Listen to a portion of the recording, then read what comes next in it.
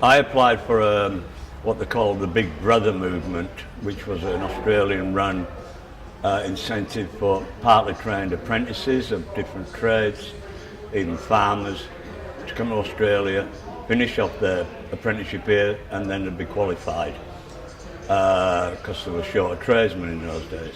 So it didn't cost me anything. The government paid for everything.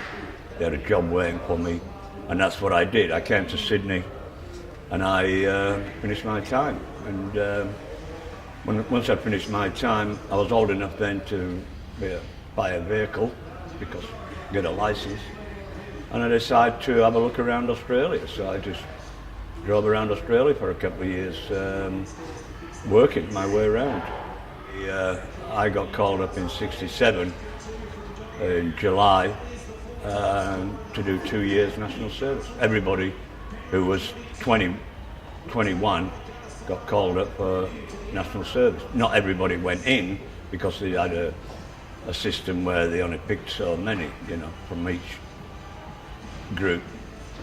And what did you think about going off to national service? What was your introduction to the army, and how did it bristle with you? Or I wasn't happy because I was earning good money.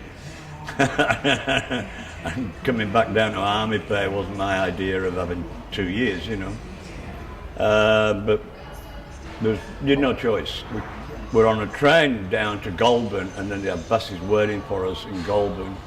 And we went to Kapuka in Wagga, and we had to do 10 weeks what you call core training, just like breaking your wind.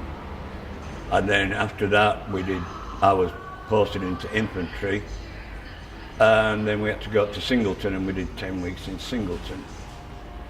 You had authority in ordinary life in those days. You got caned at school, your dad would give you a clout across the back of the head if you didn't do the right thing. So authority was always in your life.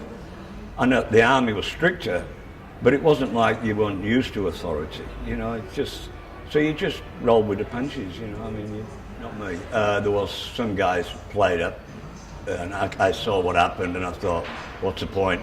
Just go with the flow, and then you'll get it over and done quickly.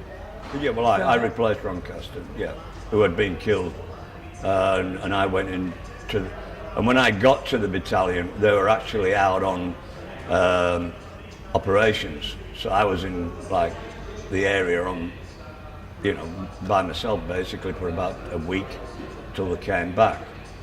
And I just said, look, I'm the replacement. There was no problems.